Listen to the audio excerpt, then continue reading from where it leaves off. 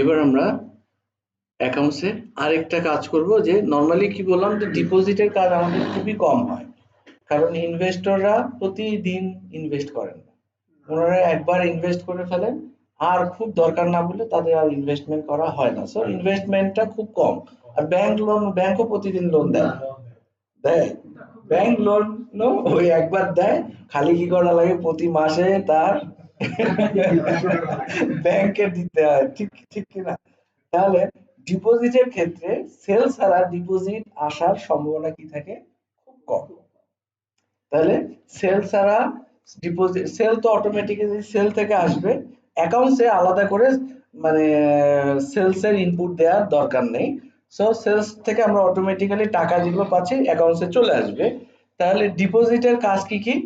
ডিপোজিটে আমাদের এক হচ্ছে ইনভেস্টমেন্টদের, ইনভেস্টরদের অ্যাকাউন্ট, সেটা প্রতিদিন হয় না। আবার ব্যাংক যে লোন দেয় সেটাও প্রতিদিন হয় না, যেগুলো আমরা অলরেডি দেখে ফেললাম।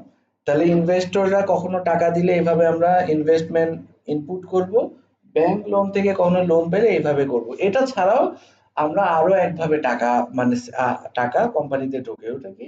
পুরানা জিনিসপত্র, পুরানো আসবাবপত্র যেগুলো প্রোডাক্ট না। মানে একটা হলো সেল হলো দুই ধরনের, একটা হলো প্রোডাক্ট সেল, আর একটা প্রোডাক্ট না, ওয়েস্টেজ হতে পারে, পুরানো আসবাবপত্র হতে পারে, পুরানা কম্পিউটার হইতে পারে, এগুলো বিক্রি হয় না? এগুলো কিন্তু আর প্রোডাক্ট না। তাহলে এগুলো কিন্তু সেলস এর ঘরে পাবেন না, তাই না?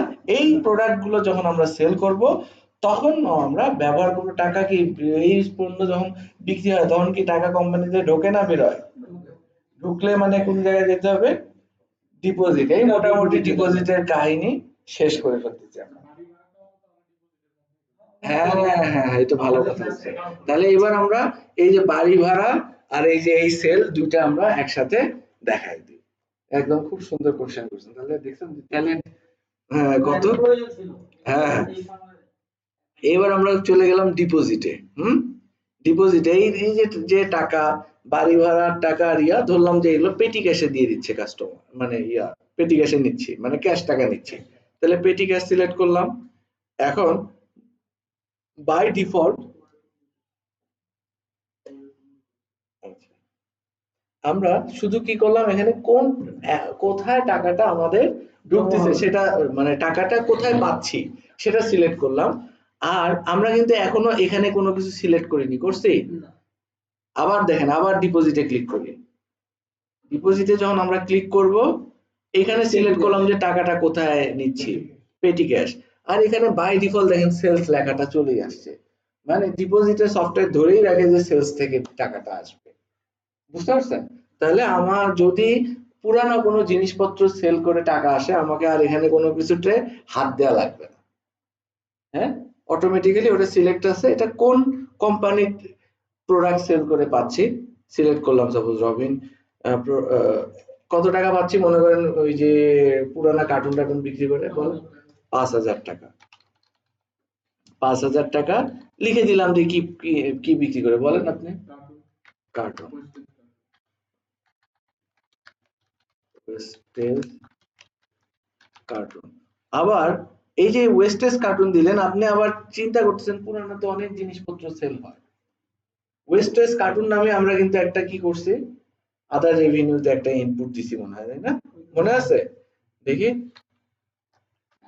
ওয়েস্টেজ কার্টুন নামে। চাইলে আপনি আবার এটা এই সেল বাদ দিয়ে এখানেও দিতে পারেন যে ওয়েস্টেজ কার্টুন, বা এটাকে করলাম একটা দিলাম ওয়েস্টেজ কার্টুন, এটাকে দিই 5,000। আর ওখানে মনে করেন অন্য একটা কিছু সেল দিই। আরেকটা কি কি বিক্রি হইতে পারে? হ্যাঁ, ওয়েস্টেজ বোতল। আচ্ছা, এটা মনে করেন আপনি লেজার, খুব কম হয় ওয়েস্টেজ বোতল, আপনি কি করলেন, এটার নামে আলাদা লেজার ওপেন করেন নাই। বুঝতে পারছেন? ওটাও একটা সেল, ওয়েস্টেজ বোতল এটা নামে লিখলেন। আর ওয়েস্টেজ কার্টুন রেগুলার এত সেল হয় যে আপনার দেখা দরকার যে কত কার্টুন আমি, কার্টুন থেকে কত টাকা আমি মাসে ইনকাম করতেছি বা বছরে ইনকাম আসতেছে, সেটা দেখার জন্য আপনি চাইলে আলাদা লেজার করতে পারেন। বুঝতে পারছেন? তাহলে একটা দিলাম হলো, ও আচ্ছা, কার্টুন বোতল দিছি, দেখি এটা ওয়েস্টেজ দিব, ওয়েস্টেজ বোতল, ওয়েস্টেজ বোতল, ওয়েস্টেজ বোতল বিক্রি করলাম আমরা 5,000।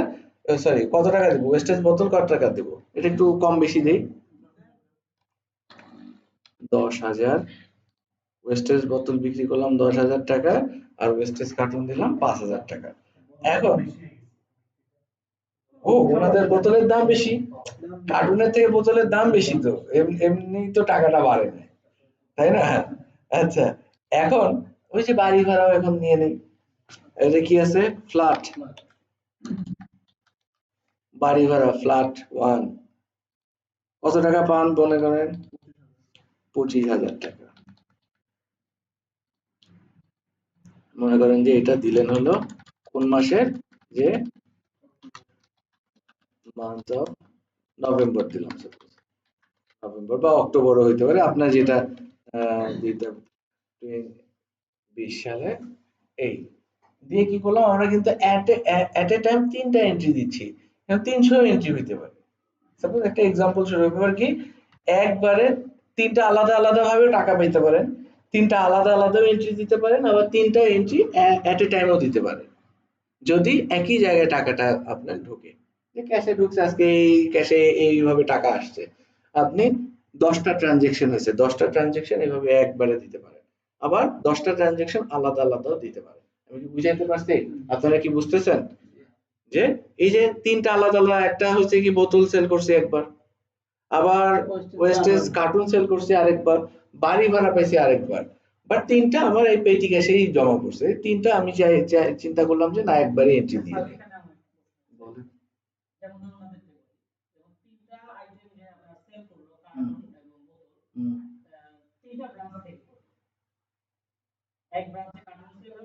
তখন আলাদা আলাদা এন্ট্রি দিতে হবে।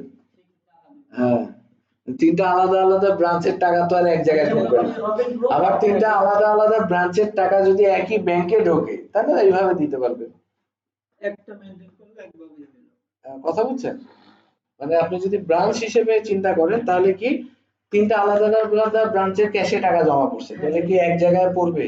তাহলে আলাদা আলাদা তখন এন্ট্রি দিতে হবে। তাহলে কোন ওই ব্রাঞ্চের ক্যাশ আলাদা, ওই ব্রাঞ্চের ক্যাশ আলাদা, আলাদা আলাদা সিলেক্ট করে দিতে হবে না? নাহলে তো এক জায়গায় সব টাকা ঢুকবে। যেমন এখন এই পুরা 40,000 টাকা কোথায় ঢুকবে? না না, এই পেটি ক্যাশে কোথায় ঢুকবে তা তো প্রথমেই সিলেক্ট করে দিলাম, এই টাকাটা কোথায় ঢুকবে। তাহলে 3টা আলাদা আলাদা যদি ব্রাঞ্চ হয়, তার যদি আলাদা আলাদা ক্যাশে জমা পড়ে, তাহলে তো 3টা, হ্যাঁ, নাহলে তো দেখা যাবে যে যে অ্যাকাউন্টেরটাতে দেওয়া হয়েছে পুরা ওই জায়গায় অ্যাকাউন্টে 40,000 টাকা ঢুকবে, তখন কি আর হিসাব মিলবে? হ্যাঁ, তাহলে তখন আলাদা আলাদা এন্ট্রি দিতে হবে। ক্লিয়ার? বুঝতেছেন আপনারা? কোশ্চেন থাকলে করেন। তাহলে এবার কি করব, প্রসেস ডিপোজিট। আমরা তাহলে একটা এন্ট্রিতে মাল্টিপল ট্রানজেকশন কিভাবে দিতে পারি সেটাও শিখে নিলাম। তাহলে কিন্তু শেখার কিন্তু মানে মোটামুটি শেষ করে ফেলতেছি, ডিপোজিটের কাজ শেষ। এখন বা দেখেন ভিউ দিস জিএল পোস্টিং, এখানে দেখেন যে আমাদের এই যে সেলস, ক্রেডিট, সেলস, যে ওয়েস্টেজ বোতল, ওয়েস্টেজ কার্টুন, এটা ক্রেডিট 5,000, এটা 10,000, 5,000, তারপরে হচ্ছে বাড়ি ভাড়া ক্রেডিট হলো 25,000। টোটাল আমাদের কি হয়েছে, পেটি ক্যাশে ডেবিট হয়েছে, মানে ডেবিট ক্রেডিট অটোমেটিক্যালি হয়েছে। চাইলে আবার এটা প্রিন্ট আউট দিয়ে একটা অ্যাটাচমেন্ট আকারেও রাখতে পারেন, ঠিক আছে? এইবার আমরা যদি যাই, এইবার খেয়াল করেন, এবার কাহিনী কিন্তু একটু চেঞ্জ হয়ে গেছে। কি কি হয়েছে দেখেন, এবার দেখেন যে ইনকাম, অ্যাসেট কত হয়েছে এখন, 81,39,864 টাকা, লায়াবিলিটি 81 লক্ষ টাকা। লায়াবিলিটি কিন্তু এবার আর বাড়ে না, কমেও নয়, আগের মতো আগে লায়াবিলিটি যা ছিল তাই আছে, শুধু শুধু অ্যাসেট বা সম্পদ বাড়ছে। এই যে দেখেন ইনকাম হয়েছে কত, 40,390 টাকা, খরচ কি, খরচ কিন্তু বাড়ে নাই, আগে যে 336 টাকা ছিল তাই আছে, পুরাটাই প্রফিট দেখাচ্ছে। কেন, বাড়ি ভাড়া যেটা আপনি পাচ্ছেন এটাতে আর কি, এটার কস্ট অফ গুডস সোল্ড নাই, পুরাটাই ভাড়া হিসেবে পাইছেন। ওয়েস্টেজ কার্টুন, এটাতে আর কস্ট অফ গুডস সোল্ড নাই, পুরাটাই আপনার প্রফিট হয়েছে। আবার ওয়েস্টেজ বটল পুরাটাই কি প্রফিট হিসেবে চলে আসছে, বুঝতে পারছেন? তাহলে এই যে এই সেলের যে অ্যামাউন্টটা, এগুলো কি পুরোটাই প্রফিট হিসেবে আমাদের কোম্পানির অ্যাকাউন্টে কি হয়েছে, অ্যাড হয়েছে। এবার পেটি ক্যাশে দেখেন যে পেটি ক্যাশে 40,000 টাকা জমা পড়ছে। ক্যাশ ফ্লো কি হয়েছে, বেড়ে গেছে 40,000 টাকা ক্যাশ ফ্লো কি হয়েছে, বাড়ছে আগের তুলনায়। ঠিক আছে, তাহলে এবার আমরা যদি ব্যালেন্স শিটে যাই, ব্যালেন্স শিটে গেলে ব্যালেন্স শিটে কিন্তু আমাদের আগে যা ছিল এখনো তাই আছে, খেয়াল করছেন? ব্যালেন্স শিটে আগে যা ছিল তাই আছে, শুধু প্রফিটের ঘরটাতে বাড়ছে। এবং প্রফিট লসে খেয়াল করেন, প্রফিট লসে যদি যাই, একটু আগে আমরা প্রফিট লস দেখছিলাম, মনে আছে কিনা? প্রফিট লসে এখন কি হয়েছে, সেলস রেভিনিউ হলো মানে 35,400, আদার রেভিনিউ হলো 4,990 টাকা। আদার রেভিনিউ খেয়াল করেন, আদার রেভিনিউতে আবার যদি ক্লিক করি তাহলে দেখবেন যে এই যে ওয়েস্টেজ কার্টুন বিক্রি করছেন 5,000 টাকা, সেটা কি হয়েছে, আদার রেভিনিউতে ঢুকে গেছে, পাইছেন? আবার এর আগের দিন আমরা কি করছিলাম, ডিসকাউন্ট দিছিলাম 10 টাকা, সেটা হলো মাইনাস। ডিসকাউন্ট দিছিলাম না পাইছিলাম ওটা 10 টাকা? না না, ডিসকাউন্ট দিছিলাম। হ্যাঁ, ডিসকাউন্ট দিছিলাম। হ্যাঁ, পাইলে প্লাস হইতো। হ্যাঁ, ডিসকাউন্ট দিছি আমরা 10 টাকা। আচ্ছা, ডিসকাউন্ট গিভেন একটু দেখি। হ্যাঁ, ডিসকাউন্ট 20 টাকা 10 টাকা, হ্যাঁ ডিসকাউন্ট দিছিলাম আমরা 10 টাকা, টোটাল দিছিলাম হলো 20 টাকা। খেয়াল করেন, টোটাল ডিসকাউন্ট দিছিলাম 20 টাকা, আবার প্রোডাক্ট আবার রিটার্ন আসছে, 10 টাকার ডিসকাউন্ট আবার কমে গেছে। প্রোডাক্ট রিটার্ন করছিলাম না, ডিসকাউন্ট দিছিলাম আমরা কত, 20 টাকা, আবার ওই অর্ধেক প্রোডাক্ট আবার ব্যাক হইছে। ডিসকাউন্ট সফটওয়্যার আবার কি করছে, 10 টাকা আবার কি করছে, কমাই দিছে। খেয়াল করছেন? যাই হোক, আমরা এবার প্রফিট লসে চলে যাই আবার। তাহলে প্রফিট লসে আমাদের এই যে আমরা সেলস থেকে, এই যে সেলসে কি কি পাইছি, সেলসে যদি আবার ক্লিক করি, সেলস রেভিনিউতে দেখতেছি সেলসে হলো 10,400 আর বাড়ি ভাড়াতে হলো 25,000।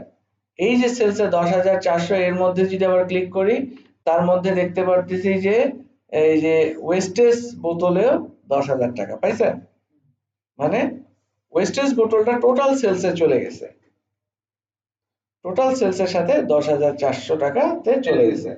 ব্যাপারটা বুঝছেন? আমরা চাইলে এই ওয়েস্টেজ বটলটার নামে আলাদা লেজারও করতে পারি, আবার টোটাল সেলসের সাথেও দেখাইতে পারি। ঠিক আছে, তাহলে ওয়েস্টেজ ওটা যদি আলাদাভাবে দেখাতাম আমরা, তাহলে এই যে আদার রেভিনিউতে আমরা দেখতে পারতাম, আদার রেভিনিউতে আমাদের,